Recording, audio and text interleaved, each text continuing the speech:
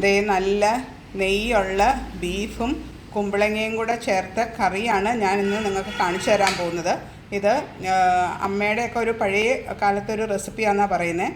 കുമ്പളങ്ങ നല്ല വലിയ കഷ്ണമായിട്ട് കുറച്ച് നെയ്യുള്ള ബീഫിൽ വേവിച്ച് ഇങ്ങനെ പരണ്ട് ഇരിക്കുന്ന ടൈപ്പിൽ, ഒത്തിരി ഗ്രേവി ഒന്നുമില്ല, അങ്ങനത്തെ ഒരു ഡിഷാണ്. അപ്പോൾ സ്റ്റെപ്പ് ബൈ സ്റ്റെപ്പായിട്ട് നിങ്ങളൊന്ന് കണ്ടു നോക്ക്.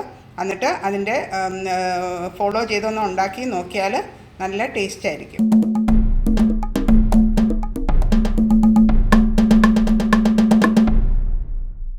അപ്പോൾ ഈ കുമ്പളങ്ങ നമുക്ക് വറുത്തരച്ച് വെക്കണ്ടേ, കുമ്പളങ്ങയും ബീഫും കൂടെ.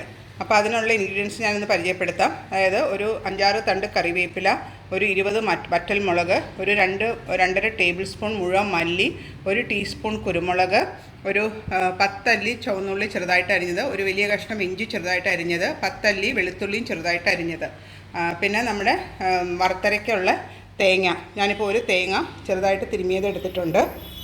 അപ്പോൾ ഈ തേങ്ങയും ഇപ്പം ഞാൻ പറഞ്ഞ ഇൻഗ്രീഡിയൻസ് എല്ലാം കൂടെ നമുക്ക് ഒന്ന് റോസ്റ്റ് ചെയ്യണം.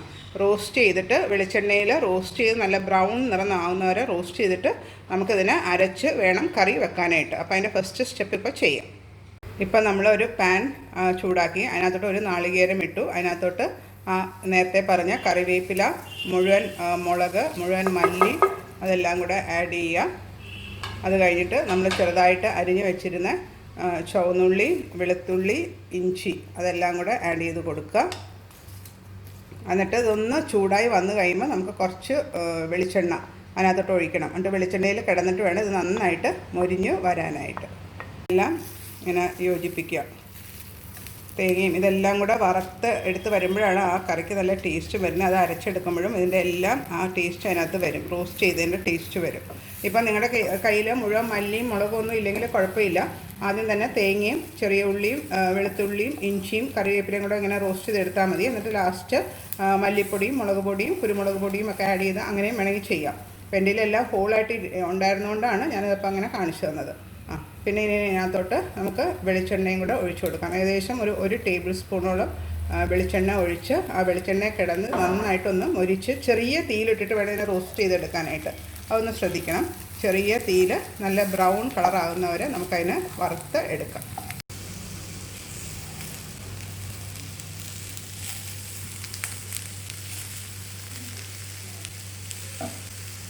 ഇപ്പോൾ 1 കിലോ ബീഫിന് വേണ്ടിയിട്ടുള്ള അരപ്പാണ് ഞാൻ ക്വാണ്ടിറ്റി പറഞ്ഞത്. പിന്നെ ഇത് കുമ്പളങ്ങയും കൂടെ ചേർക്കുന്നുണ്ട്. 1 കിലോ ബീഫും ഒരു ചെറിയ കഷ്ണം കുമ്പളങ്ങയും കൂടെ.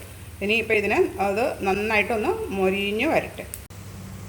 ഇപ്പോൾ നമ്മുടെ തേങ്ങയെല്ലാം നന്നായിട്ട് മറന്ന് വന്നിട്ടുണ്ട്. ഇനി കുറച്ച് നേരം കൂടെ ഒന്ന് ബ്രൗൺ ആയി കഴിഞ്ഞ് കഴിയുമ്പോൾ ഒന്നിനെ ആറാൻ വെക്കണം. ഒന്ന് നന്നായിട്ട് ചൂട് പോയി കഴിയുമ്പം നമുക്കിതിനെ നല്ല പേസ്റ്റ് പോലെ. പിന്നെ ഒരു കാര്യം ശ്രദ്ധിക്കണം, നമ്മൾ ഒട്ടും വെള്ളം ചേർക്കരുത്. വെള്ളം ചേർക്കാതെ വേണം നമുക്കിതിനെ പേസ്റ്റാക്കി അരച്ച് എടുക്കാനായിട്ട്. ഇപ്പം ഞാനത് മിക്സിയിലോട്ട് നമ്മൾ റോസ്റ്റ് ചെയ്ത് കോക്കനട്ടെല്ലാം ഇട്ടിട്ടുണ്ട്. ഇനി നമുക്കിതൊന്ന് വെള്ളമൊന്നും ഒഴിക്കാതെ ഡ്രൈ ആയിട്ട് ഗ്രൈൻഡ് ചെയ്ത് എടുക്കാം. നമ്മുടെ തേങ്ങയൊക്കെ നല്ല പേസ്റ്റ് പോലെ അരച്ച് എടുത്തിട്ടുണ്ട്.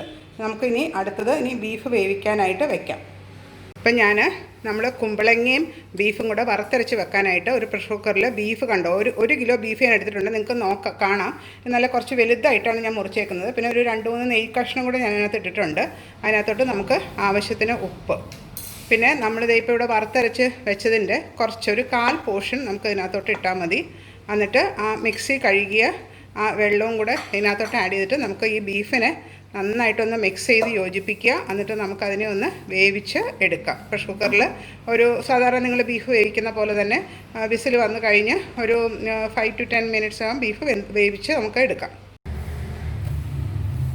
ഞാനിപ്പോൾ വീട്ടിലുണ്ടായ ആ കുമ്പളങ്ങ മുറിച്ച് എടുത്തു. നമുക്കൊരു കുറച്ച് ചെറിയ പോർഷൻ മതി. കണ്ടോ, ഇത്രയും പോർഷൻ മതിയാവും നമുക്ക്. അതായത് അതും ഒരു വലിയ കഷ്ണമായിട്ട് വേണം നമുക്ക് അതിനെ മുറിച്ച് ബീഫിൻ്റെ കൂടെ ഇടാനായിട്ട്. തീരെ ചെറിയ കഷ്ണമായിട്ട് ഇടരുത്, കുറച്ചൊരു വലിയ കഷ്ണമായിട്ട്. ബീഫ് പകുതി വെന്ത് കഴിയുമ്പോൾ നമുക്ക് ആ അരപ്പിൽ ഈ കുമ്പളങ്ങ ഇട്ട് വേവിച്ചെടുക്കാം. ഇപ്പം നമ്മൾ ആ കുമ്പളങ്ങ കണ്ടോ, കുറച്ച് ഇതുപോലെ വലിയ കഷ്ണമായിട്ട് വേണം മുറിക്കാനായിട്ട്, ആ ബീഫിൻ്റെ കൂടെ വേവിക്കാനായിട്ടുള്ളത്. ഇതേപോലെ വലിയ കഷ്ണമായിട്ട് ഏകദേശം ഒരു കപ്പ് 1.5 കപ്പ് മതി. അത് കുമ്പളങ്ങയുടെ ടേസ്റ്റ് നന്നായിട്ട് ആ ബീഫും കൂടെ കുമ്പളങ്ങയ്ക്കായിരിക്കും ഈ കറിയിൽ ഏറ്റവും ടേസ്റ്റ് കിട്ടുക. അപ്പോൾ അതുകൊണ്ട് ഇഷ്ടമുണ്ടെങ്കിൽ നിങ്ങളുടെ ക്വാണ്ടിറ്റി നിങ്ങൾക്ക് ഇഷ്ടമുള്ളതുപോലെ അനുസരിച്ച് ആഡ് ചെയ്യാം. ഞാനിപ്പോൾ ഒരു 1/4 പോർഷൻ കുമ്പളങ്ങയാണ് ഇപ്പോൾ എടുത്തേക്കുന്നത് 1 കിലോ ബീഫിന്. ഇപ്പം ഞാൻ ബീഫ് വേവിച്ചെടുത്തു. പ്രഷറൊക്കെ പോയി കഴിഞ്ഞിട്ട് ഞാൻ തുറന്നു കഴിഞ്ഞിട്ട് ഇനിയിപ്പോൾ നമുക്ക് ഇതിനകത്തോട്ട് കുമ്പളങ്ങ ആഡ് ചെയ്ത് കൊടുക്കാം. കുറച്ച് നെയ്യൊക്കെ ഉണ്ട്, സാരമില്ല. നമുക്ക് അതിനകത്തോട്ട് കുമ്പളങ്ങ ഇട്ട് കുമ്പളങ്ങ ആ നെയ്യ് കിടന്ന് വേവണം. പിന്നെ ഇതിൻ്റെ കൂടെ തന്നെ നമുക്ക് ഇതിൻ്റെ അരപ്പ് കുറച്ചും കൂടെ, നമ്മൾ നേരത്തെ ബീഫ് ആഡ് ചെയ്തപ്പോൾ കുറച്ച് അരപ്പ് ആഡ് ചെയ്തു. പക്ഷേ ഇപ്പോൾ കുറച്ചും കൂടെ ഒരു 1/4 പോർഷനും കൂടെ വറുത്തരച്ച അരപ്പും കൂടെ അതിനകത്തോട്ട് ആഡ് ചെയ്തിട്ട് വേണം കുമ്പളങ്ങ കുക്ക് ചെയ്തെടുക്കാനായിട്ട്. അപ്പോൾ കുമ്പളങ്ങയിൽ അതെല്ലാം പിടിച്ചോളും. നന്നായിട്ട് മിക്സ് ചെയ്ത് ആ നെയ്യൊക്കെ കുമ്പളങ്ങ വലിച്ചെടുത്തോളും. അതാണ് ഞാൻ പറഞ്ഞ ഈ കറിയിൽ കുമ്പളങ്ങ കഴിക്കാനാണ് ഏറ്റവും ടേസ്റ്റ്. ഇപ്പോൾ കുമ്പളങ്ങ ഇട്ട് എല്ലാം തിളച്ച് വന്നിട്ടുണ്ട്. കണ്ടോ, കുമ്പളങ്ങ നല്ല വലിയ കഷ്ണമായിട്ട് ഇടണം. അപ്പോഴാണ് ആ കറിയിൽ അതെല്ലാം പിടിക്കുകയുള്ളൂ. കുമ്പളങ്ങയും എല്ലാം പിടിച്ച് നെയ്യെല്ലാം പിടിച്ച് അങ്ങ് ഉടഞ്ഞു പോരുത്. ജസ്റ്റ് ഒന്ന് കുമ്പളങ്ങ കുക്കായി കിട്ടിയാൽ മാത്രം മതി.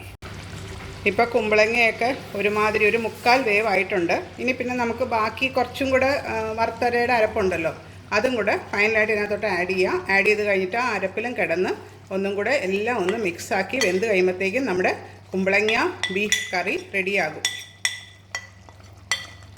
ഇപ്പോൾ നമ്മുടെ കുമ്പളങ്ങ ബീഫ് കണ്ടോ റെഡി ആയിട്ടുണ്ട്. ആ നെയ്യൊക്കെ മുകളിൽ തെളിഞ്ഞ് കുമ്പളങ്ങയൊക്കെ വെന്ത് റെഡി ആയിട്ടുണ്ട്. ഇനി ഞാനിത് സെർവ് ചെയ്യുന്നതും കൂടെ കാണിച്ചു തരാം.